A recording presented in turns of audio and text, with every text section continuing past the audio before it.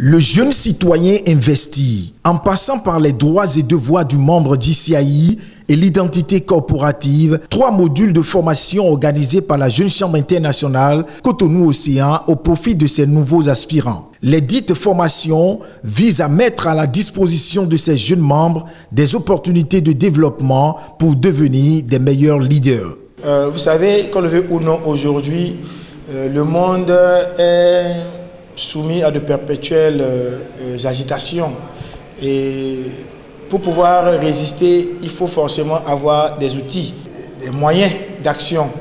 Et donc, se constituer un réseau est l'une de ces actions-là, d'accord, qui leur permettent d'avancer, non seulement d'acquérir des opportunités, d'acquérir des connaissances, mais aussi de constituer leur réseau, d'accord, pour pouvoir être des meilleurs citoyens demain et agir dans la communauté. Sinon, ils risquent de se retrouver en rade. Et de ce que j'ai vu aujourd'hui, je crois qu'il y a des membres vraiment engagés qui savent pourquoi ils sont là et qui comprennent. Être membre Jeune Chambre dans un environnement qui nous appelle à être une meilleure personne de nous-mêmes demande à tout aspirant, puisqu'ils sont dans le processus, ils ont choisi d'adhérer à cette famille-là. Il est très important de pouvoir connaître la maison. Et connaître la maison revient à savoir d'abord qu'est-ce que l'organisation attend de ses membres. Et à côté de cela, quelles sont les différentes opportunités que cette organisation offre aux membres qui peut leur permettre de planifier une carrière afin de pouvoir se dire dans 5 ans, dans 6 ans, dans 7 ans, je serai à tel niveau et la Jeune Chambre m'a permis d'être une meilleure personne de moi-même. Et donc, cette thématique-là est très très importante parce que quand on est nouveau et qu'on découvre l'organisation, il est très important de connaître en même temps les droits et les devoirs. Cette classe-là promet, bien sûr, en termes d'engagement.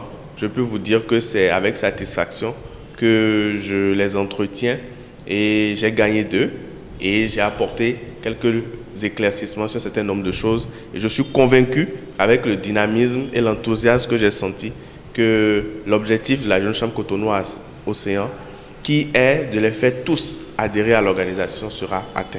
Occasion pour les formateurs de reconnaître le leadership du président 2021 de la JCI Cotonou-Océan et de tout son comité directeur local. C'est l'occasion pour moi de remercier et de féliciter tout le comité directeur local de la Jeune Chambre internationale Cotonou-Océan qui, depuis le 1er janvier 2021, à travers ces braves hommes et femmes, essaie d'imprimer une dynamique nouvelle. Et je peux vous dire que, étant un observateur, j'ai pu voir des activités bien planifiées, réalisées avec un certain professionnalisme.